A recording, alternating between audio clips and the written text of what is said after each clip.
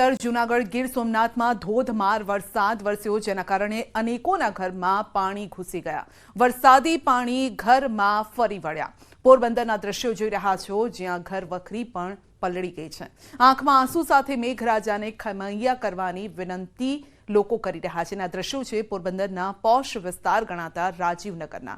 પોરબંદરમાં મેઘરાજા આશીર્વાદ નહીં પરંતુ આફત સ્વરૂપે વરસ્યા. ઠેર ઠેર પાણી ભરાવાના કારણે જનજીવન ખોરવાયું.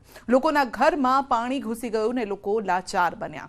ન્યૂઝ 18 ગુજરાતીની ટીમ પણ આવા પરિવારોની પાસે પહોંચી. તેમની વ્યથા અમે પણ સાંભળીને આપના સુધી પહોંચાડવાનો અમે પ્રયત્ન કર્યો છે.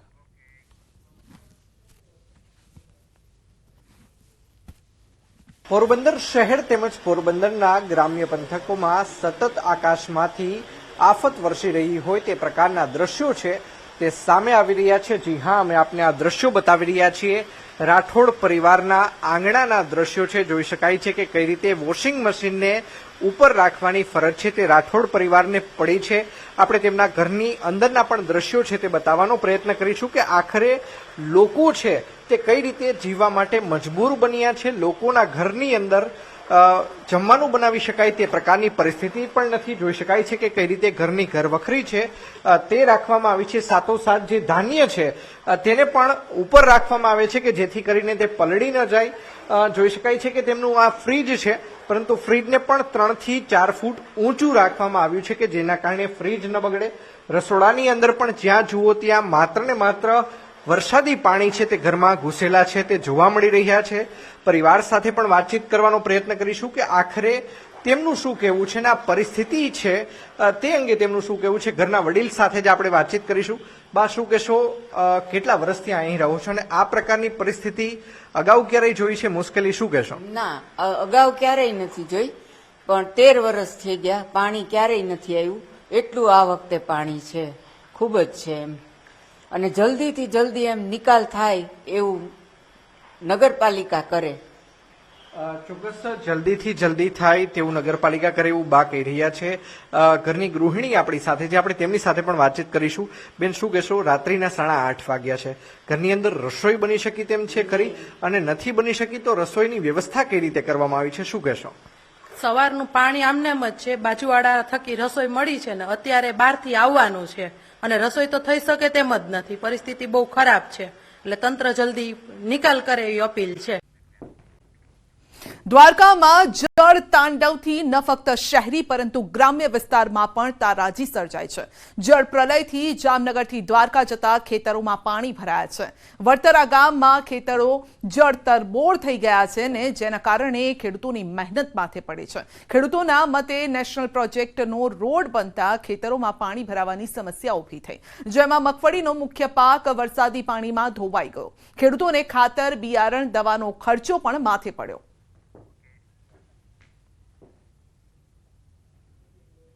જગતના તાત માટે આશીર્વાદ સમાન હોય છે, પરંતુ જ્યારે અતિવૃષ્ટિ થાય છે ત્યારે જગતનો તાત લાચાર થઈ જાય છે. અને એ જ સ્થિતિ અત્યારે દેવભૂમિ દ્વારકામાં જોવા મળી રહી છે.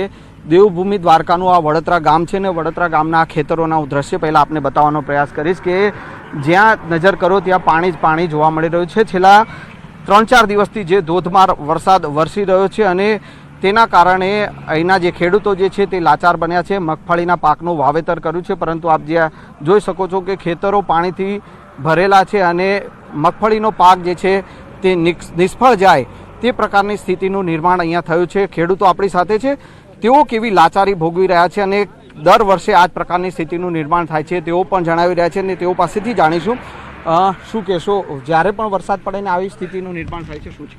હા, જ્યારે એક વખત તો પહેલી વખત હું આપનો આભાર માનું છું કે આ ન્યૂઝ 18 અમારી ખેડૂતની સમસ્યા હલ કરવા માટે અથવા તો અમારા જે કંઈ સમસ્યા છે એ તમે તંત્ર દ્વારા તંત્રને પહોંચાડો તમારા માધ્યમથી, બદલ તમારો આભાર.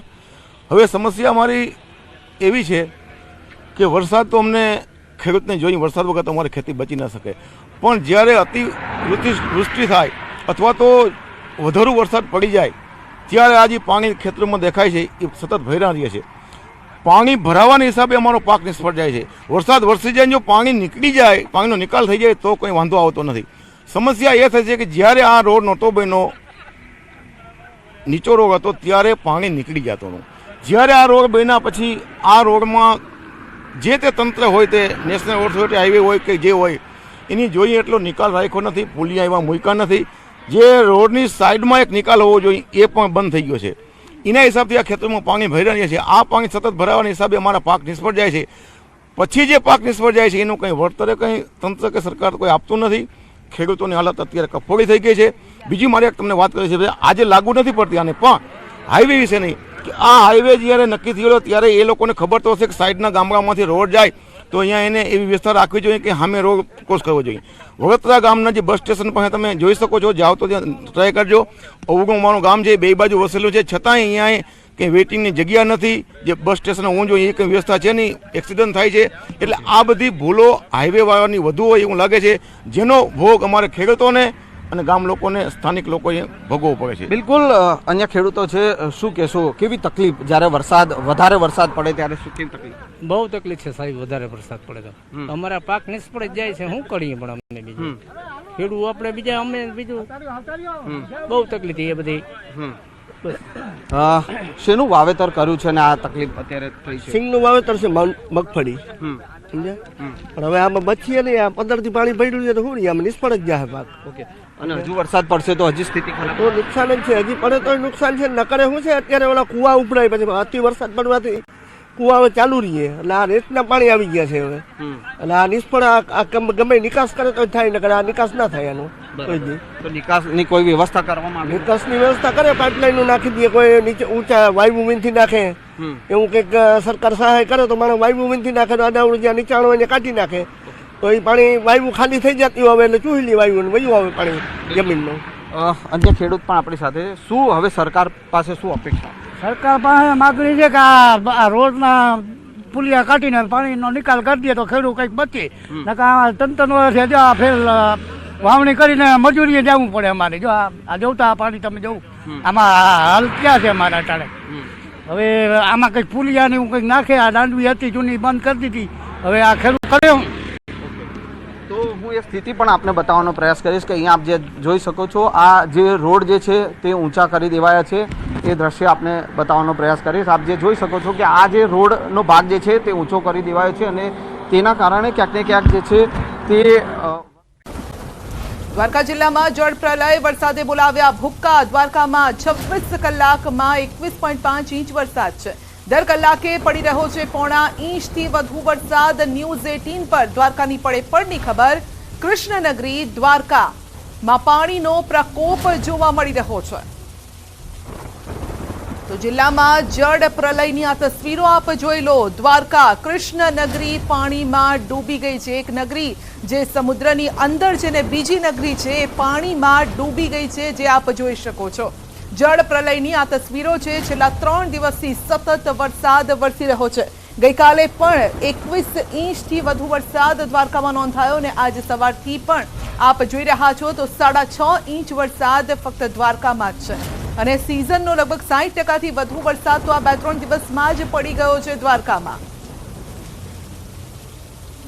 તો દ્વારકા નગરી પાણીમાં ડૂબી ગઈ છે. લોકોના ઘર પાણીમાં છે. રાત કેવી રીતે વિતાવી એ ત્યાંના લોકો જાણે છે ને આ અંગે વધુ અપડેટ મેળવીશું સંવાદદાતા સંજય પાસેથી. અને સંજય અત્યારે ગ્રાઉન્ડ ઝીરો પર ઉપસ્થિત છે. જી સંજય.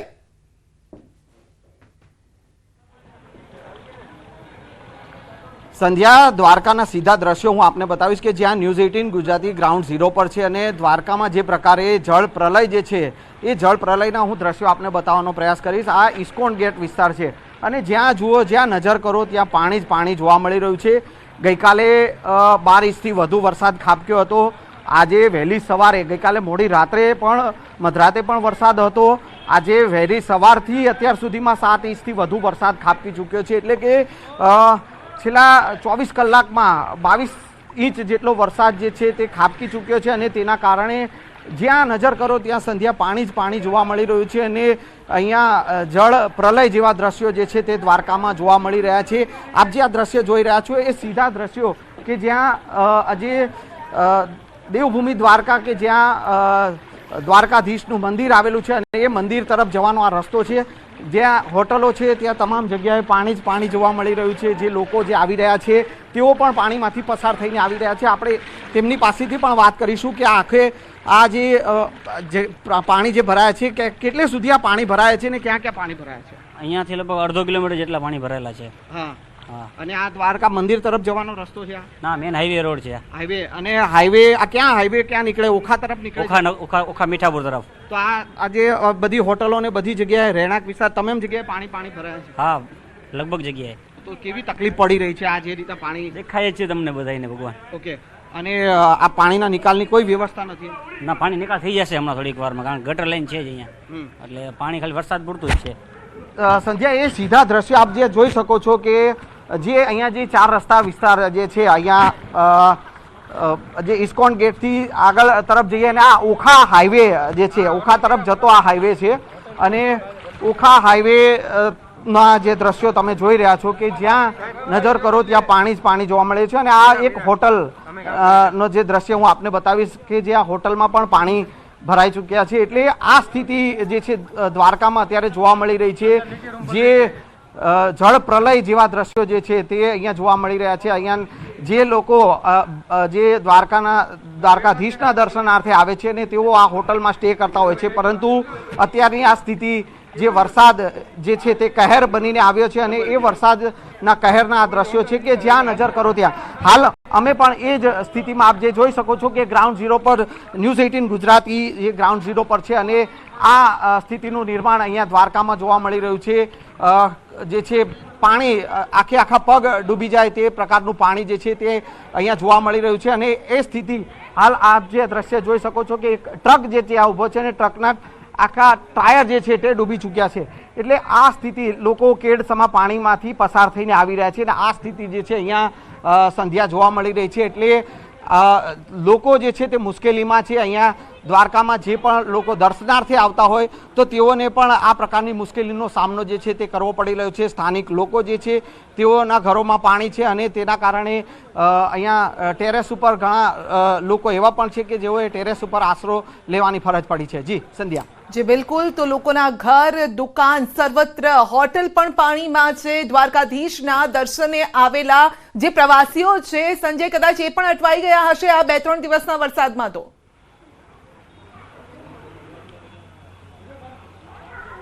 સ્વાભાવિક છે સંધ્યા, છેલ્લા 2-3 દિવસથી જે અવિરત વરસાદ વરસી રહ્યો છે અને એ સ્થિતિના કારણે જે પણ દર્શનાર્થીઓ જે છે તે દ્વારકાધીશના દર્શને આવી રહ્યા છે ને તેઓએ પણ મુશ્કેલીનો સામનો કરવો પડી રહ્યો છે.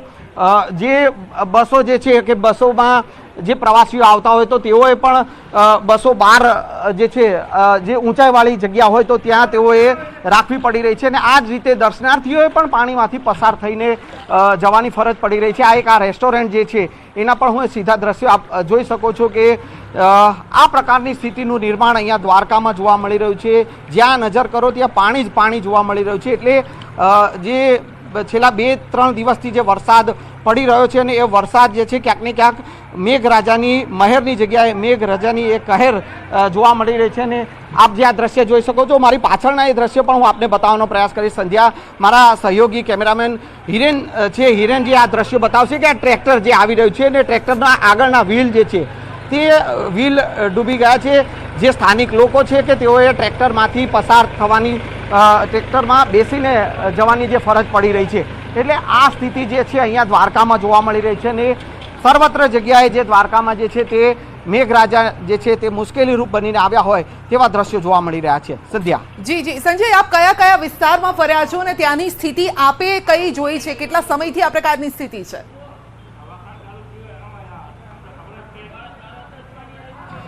સંધ્યા, જે ગઈકાલે વરસાદ ખાબક્યો હતો, ગઈકાલે એક સાથે 12 ઇંચથી વધુ વરસાદ જે છે તે દ્વારકામાં પડ્યો હતો અને આજે પણ વહેલી સવારથી જ અવિરત વરસાદ જે છે તે અહીંયા જોવા મળી રહ્યો છે. કેટલાક લોકો જે છે આવી રહ્યા છે તેઓ પાસેથી પણ આપણે જાણીશું કે અહીંયા આ જે વિસ્તારો જે છે તે કયા વિસ્તારોમાં અહીંયા પાણી ભરાય છે તે પણ આપણે જાણવાનો પ્રયાસ કરીશું.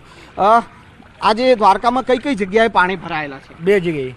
કઈ જગ્યા છે? ભદ્રકાલી ચોક ને ઇસ્કોન ગેટ. ઓકે. અને બંને જગ્યાએ આ જ સ્થિતિ જે છે આ જ સ્થિતિ છે. નિકાલ થતો નથી. પાણી છે. અને બધા આવી રીતે જ પાણીમાંથી પાણીમાં જ ચાલવાનું, પાણીમાંથી પસાર થવાનું. મોટા વાહન કોઈ પસાર થઈ શકતા નથી, હોન્ડા કોઈ વસ્તુ. હવે આ પાણીમાં ક્યાંય નીકળતું નથી, ઓટલું અંદર પાણી ગળી ગયા છે, બધું વાહન ડૂબી ગયા છે અડધા.